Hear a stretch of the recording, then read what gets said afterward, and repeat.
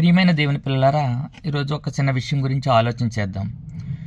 మనం నిత్యము ఉదయాన్నే వాడే పాలు గురించి ఆలోచన చేస్తే పాలలో నీళ్లు కలుపుతారు. ఆ పాలు నీళ్లు కలిసిపోతాయి. అయితే పాల శాతాన్ని నీటి శాతాన్ని తెలుసుకోవడానికి మీటర్ పెట్టి తెలుసుకుంటారు. దాని క్వాలిటీ, నీళ్ళు ఎన్ని కలిసాయి, పాలు యొక్క క్వాలిటీని తెలుసుకుంటారు. అయితే పాలలో నుండి నీళ్లను మాత్రము ఏరుపరచలేరు. పాలుని నీటిని డివైడ్ చేయలేరు. అయితే ప్రియమైన దేవుని పిల్లలారా, హమష పాలను నీళ్లను ఏరుపరుస్తుంది. హమష పాలను నీళ్లను ఏరుపరుస్తుంది, డివైడ్ చేస్తుంది. జాతీయ పక్షి నెమలు కానీ, అడవికి రాజైన సింహము కానీ, 84 లక్షల జీవరాశులలో ఏది కూడా ఈ పాలను నీళ్లను ఏరుపరచలేదు, ఒక హంస తప్ప. ప్రియమైన దేవుని పిల్లలారా, ఆలోచించండి. ఈ లోకంలో మనిషి పాపంలో జీవిస్తున్నాడు, పాపం చేస్తున్నాడు. ఆజ్ఞాతిక్రమమే పాపము. పాప మాలిన్యాన్ని అంటించుకుని పాపంలో జీవిస్తున్న మనిషి తన పాపాన్ని పోగొట్టుకుని స్వర్గానికి వెళ్ళాలి, లేక పరలోకానికి వెళ్ళాలని ఎంతో తపన చెందుతున్నాడు.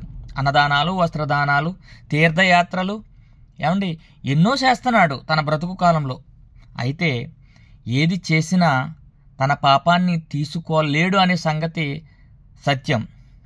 ఎలా అంటే, ఎడ్ల యొక్కయు, కోడిల యొక్కయు, మేకల యొక్కయు రక్తము మనుషుని పాపము తీయజాలదు.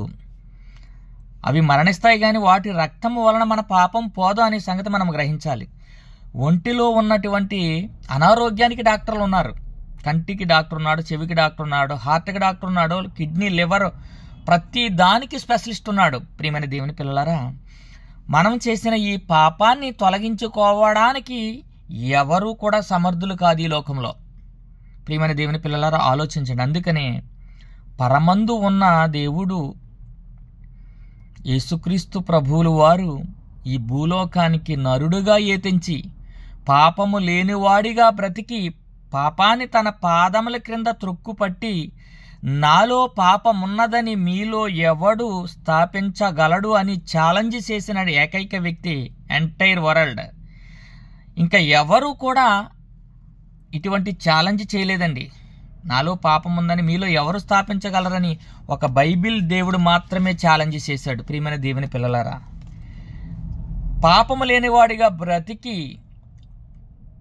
పాపాన్ని జయించి, శరీరాశ, నేత్రాశ, జీవపడంబాన్ని జయించి మనకొక మార్గాన్ని చూపించి, ప్రియమైన దేవుని పిల్లలారా, మన కొరకు ప్రాణత్యాగం గావించి మరణాన్ని జయించి తిరిగి లేచిన యేసుక్రీస్తు రక్తములోనే మన పాపాన్ని మనం విమోచించుకోగలం. యేసు రక్తము ప్రతి పాపము నుండి నిన్ను విమోచించును.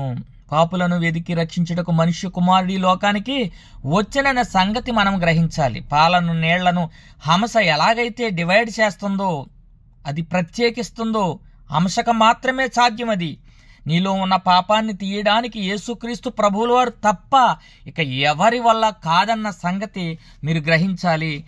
బైబిల్ యొక్క మహత్యాన్ని ప్రపంచానికి చాటి చెప్పాలని మీ అందరికీ ప్రభువు పేరట వందనాలు తెలియజేస్తున్నాను.